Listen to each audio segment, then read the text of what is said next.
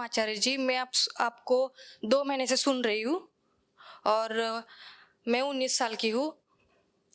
तो घर वाले ने बहुत विरोध किया कि मतलब पहले जब मैं शुरुआती से आपको जब सुन रही थी तब मैं नीट के एग्ज़ाम की प्रिपरेशन कर रही थी।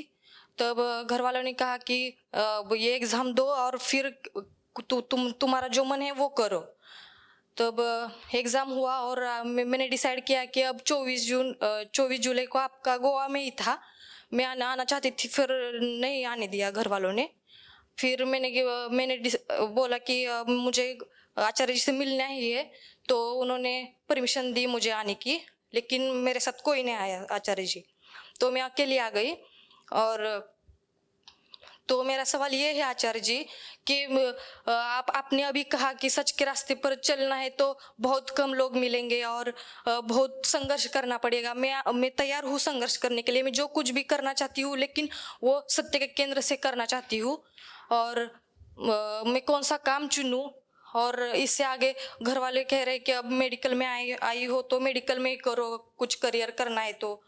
लेकिन अभी तक मैंने घर वालों की सुनी। और आप कहते हैं कि हम घर वालों को गुरु समझते हैं, लेकिन घर वालों को ही गुरु की जरूरत है।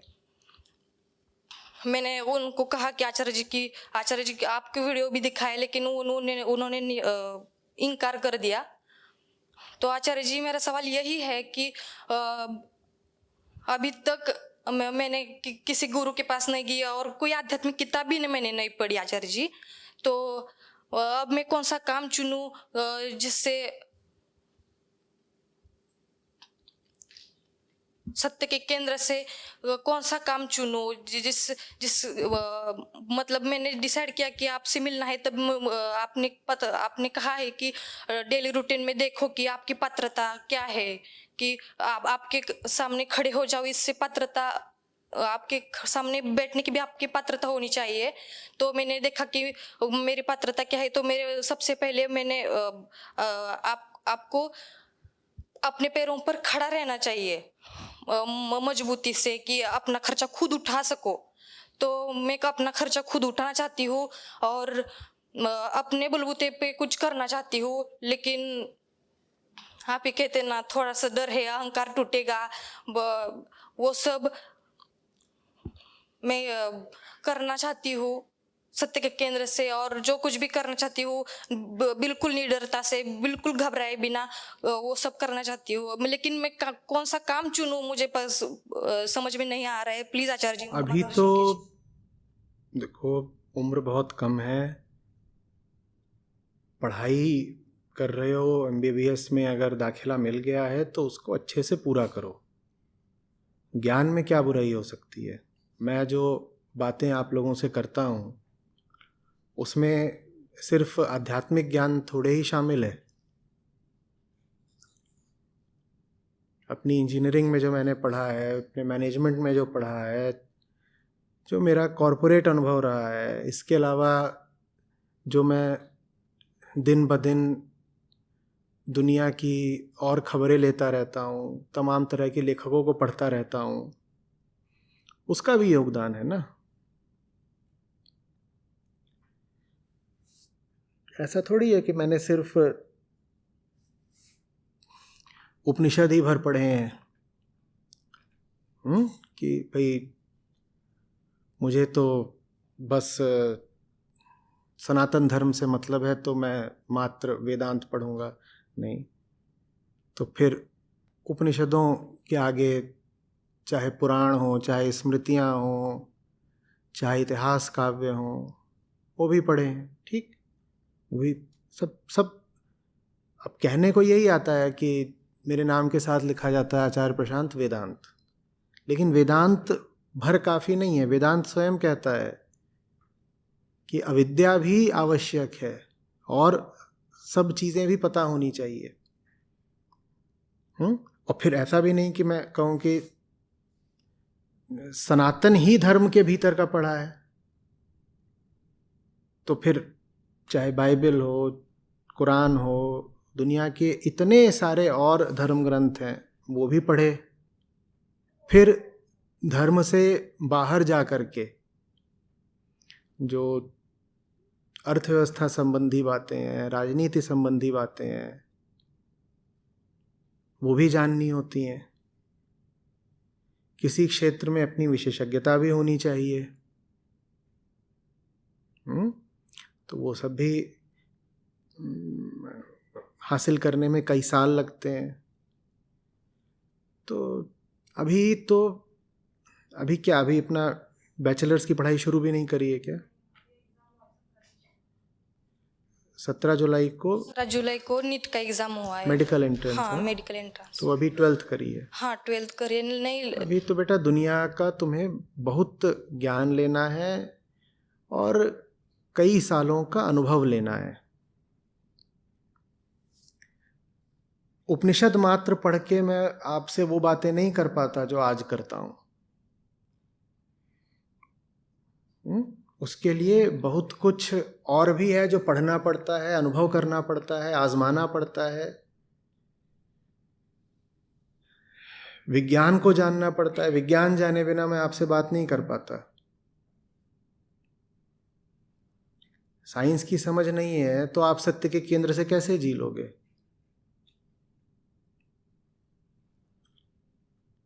साइकोलॉजी, फिलॉसफी सब पढ़ने पड़ते हैं, तब जाकर के जीवन के प्रति एक समग्र समझ आती है।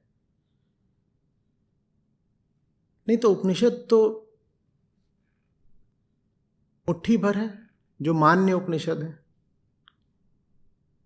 उनको तो कोई चाहे तो कुछ महीनों में निपटा दे और बोले कि मैं भी हो गया वेदांत मर्मज्ञ। उतने से नहीं हो जाओगे ना, क्योंकि वेदांत खुद कहता है कि जाओ दुनिया को समझो। सिर्फ ब्रह्म की बात करने से नहीं होगा, संसार को भी तो समझो कैसे चल रहा है, ये राजनीति कैसे चलती है, ये दुनिया की अर्थव्यवस्थाएं कैसे चलती हैं, ये आयात निर्यात का खेल क्या है, ये जियोपॉलिटिकल पूरा क्या सब चल रहा है तमाशा, ये सब पता होना चाहिए ना। इतिहास की समझ होनी चाहिए, हिस्ट्री आपको पढ़ी होनी चाहिए। मैं अभी भी पढ़ता रहता हूँ। तो सत्य के केंद्र का मतलब ये नहीं है कि पढ़ाई लिखाई सब छोड़ देनी है, अब MBBS भी नहीं करेंगे। जब मैंने ही नहीं छोड़ी तो आपको कैसे बोल दूं कि छोड़ दो? और अगर मैं नहीं गया होता IIT, नहीं IIM गया होता, तो मैं अभी जो आपसे बात बोल रहा हूं वो इससे थोड़ा निचले स्तर की ही होती।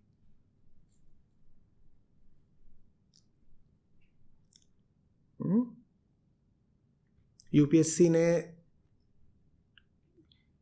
जनरल अवेयरनेस की लत लगा दी, वो अभी तक बाकी है। अभी भी पढ़ता रहता हूं, आपको भी पढ़ना चाहिए। ठीक है? तो जो छात्र वर्ग है जो बार बार पूछता रहता है कि क्या करें, उनसे मैं कहूँगा सबसे पहले तो पढ़ाई पूरी कर लो। और पूरी से मेरा क्या आशय है? इतना तो करो कि दुनिया के तौर तरीकों का तुम्हें कुछ ज्ञान हो जाए। अर्थव्यवस्था जाननी ज़रूरी है, संविधान को जानना ज़रूरी है, दुनिया में इतनी क्रांतियां हुई उनका इतिहास जानना ज़रूरी है, धर्म कैसे शुरू हुए, क्या उनका रास्ता और कैसी गति रही, ये सब जानना ज़रूरी है।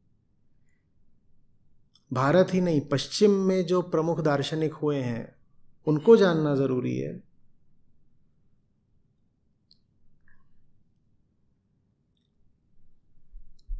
वेदांत के साथ साथ इनको भी पढ़ा है मैंने, तब आप आज के समय जैसी दुनिया है वो आप नहीं समझ पाओगे।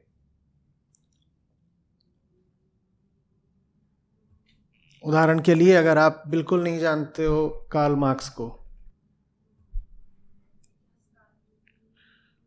हाँ, जो पूरी कम्युनिस्ट मैनिफेस्टो है उन्हीं से तो आया है ना।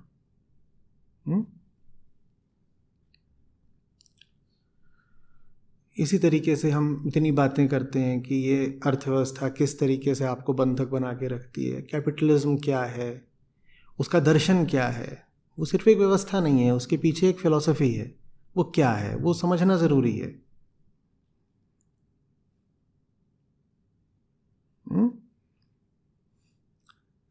नीत्शे को या शोपेनहावर को जब आप पढ़ते हो तो एक गहराई आती है। आप जो अपनी मेडिकल की पढ़ाई करने जा रहे हो ना, उसके पीछे भी एक दर्शन है, वो भी एक फिलॉसफी है। और चूंकि फिलॉसफीज अलग अलग होती हैं, इसीलिए फिर जो चिकित्सा की पद्धतियां होती हैं वो अलग अलग होती हैं। अब आयुर्वेद में, और जिसको आप मेडिकल साइंस बोलते हो मॉडर्न, सामान्यतया जिसको एलोपैथी बोल देते हैं, उसमें अंतर क्यों है? अंतर इसलिए क्योंकि उनके पीछे का दर्शन ही अलग अलग है। तो वो सब पढ़ना होगा। उसको अगर त्याग दोगे, उसको पढ़ोगे ही नहीं, तो जीवन को कभी समझ ही नहीं पाओगे। समझ में आ रही है बात?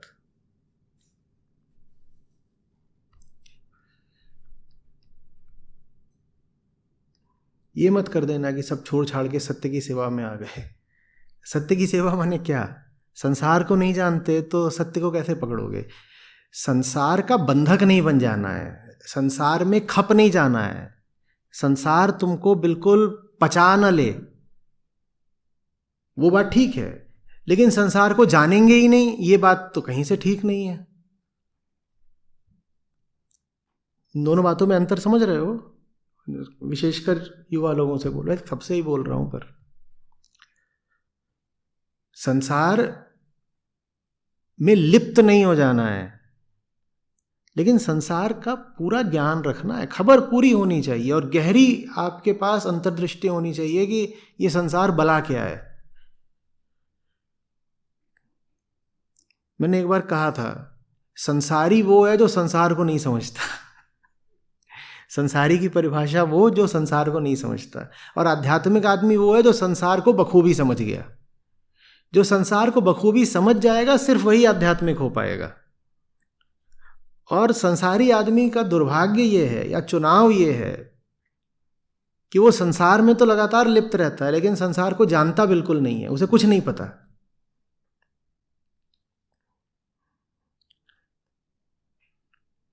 मेरी जी में MBA के बाद पहली नौकरी थी, तो मैं वहाँ गया, विशाल MNC। तो वहाँ पे जो सब लोग थे उनसे बात करने लगा, और वो सब मैनेजरियल कैडर के ही हैं। मुझे बड़ा मज़ा आए। लोगों को नहीं पता था कि पूरी व्यवस्था में वो किस जगह पर काम कर रहे हैं। लोगों को अधिक से अधिक अपने से ऊपर के 2 बॉसेस के नाम पता थे, तीसरे का कई बार नाम भी नहीं पता होता था। 2-2 साल से काम कर रहे हैं कंपनी में। आपको पता तो हो कि ये पूरा विशाल खेल क्या है, और इस पूरे खेल में आपके नाम का प्यादा किस जगह बैठा हुआ है, ये नहीं पता होता। और मैंने कहा कि ये सब तुमको अगर पता नहीं है कि तुम आते कहाँ पर हो, इंडिया एशिया पैसिफिक है, इस पूरे खेल में तुम किस जगह पर फिट किए गए हो, तो तुम यहाँ काम कैसे कर ले रहे हो? तो बोलते थे, but how does that affect me, how is that relevant? पागल, जब पता चलेगा तब ना रिलेवेंस पता चलेगी। जब पता ही नहीं है तो रिलेवेंस कैसे पता होगी?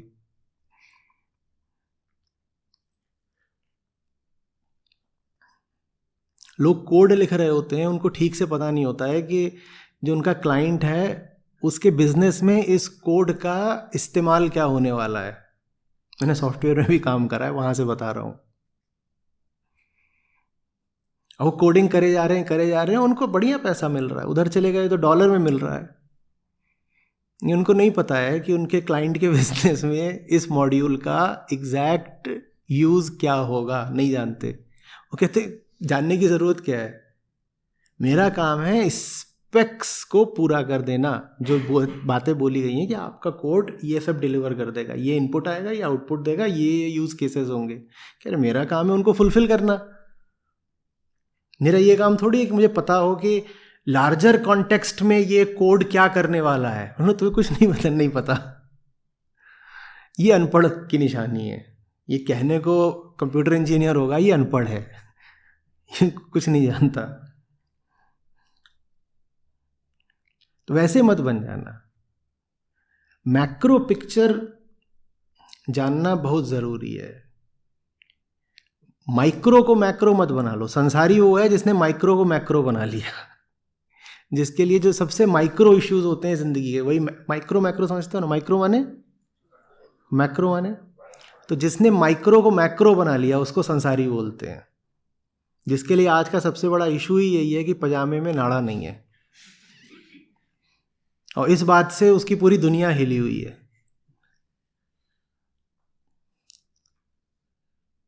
अरे नाड़ा नहीं है तो मत पहनो पजामा, कुछ और पहन लो। पजामा चीज़ ऐसी है कि बिना नाड़े के तो वैसे भी तुम कुछ कर नहीं सकते। पर ये मुद्दा चल रहा है ज़िंदगी में, पजामा और नाड़ा, इसको संसारी बोलते हैं। उसके लिए ये सबसे बड़ी बात है।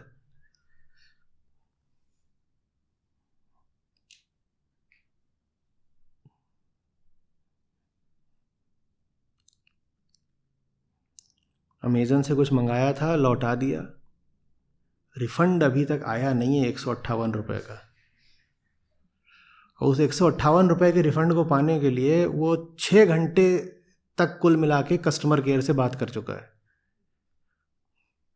18 बार उसने बात करी है, कुल मिला के 6 घंटे 158 रुपये के रिफंड के लिए। इसके अलावा वो बहुत लंबे लंबे उनको कंप्लेंट्स लिख चुका है, सब कर चुका है। मैक्रो बात समझ नहीं पा रहा है। 158 घंटे, 158 रुपये और 6 घंटे, ये उसको दिखाई नहीं दे रहा है। ये इक्वेशन उसको कभी खुलती ही नहीं।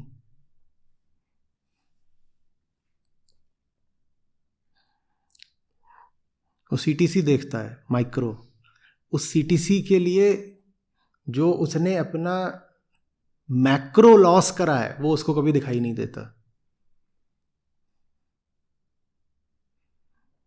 उसकी ज़िंदगी कैसी हो गई, उसका मन कैसा हो गया, वो उसको कभी समझ में नहीं आता, क्योंकि वो टोटल को कभी देख नहीं पाता। एक होलिस्टिक पर्सपेक्टिव उसके पास नहीं होता है। होलनेस नाम की कोई चीज़ उसकी ज़िंदगी में नहीं होती है।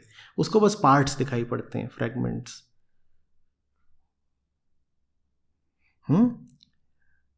तो संसार का पूरा ज्ञान लेना ज़रूरी है ताकि पूरी बात समझ पाओ। सड़क में जो कुछ हो रहा है तुरंत तुम देख पाओ कि उसका दिल्ली की राजनीति से क्या संबंध है।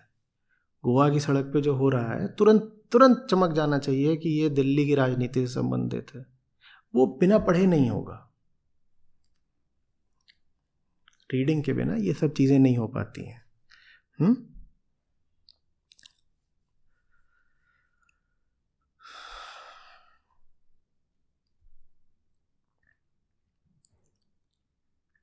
इसका ये नहीं मतलब है कि तुम्हें ज़िंदगी भर डॉक्टरी ही करनी है। मैंने ज़िंदगी भर ना कोडिंग करी, ना मैं मैनेजर बन के रहा, ना कंसल्टेंट बन के रहा, ना मैं ब्यूरोक्रेट बन के रहा। ज़िंदगी भर नहीं कुछ करना है, पर जान तो लो, देख तो लो, कुछ अनुभव तो ले लो, उसके बाद बाहर आ जाना। हनुमान जी की तरह घुसना है, सब अच्छे से देखना है और बाहर आना है, और बाहर आते वक्त आग लगा देनी है। लंका है, इसका और करेंगे क्या? बिक थोड़ी गए हैं कि सोना दिख गया तो बिक गए। सोने की लंका है, सोने की लंका है। वहां हम सोने के लिए नहीं घुसे थे, वहां हम राम के लिए घुसे थे, जासूस की तरह। सारी खबर लेनी तो जरूरी थी ना, चलता क्या है, सब ले ली खबर। अब पकड़ रहा था तो हम बोले पूंछ है हमारे पास, अभी बताते हैं, ऐसे घुस जाओ।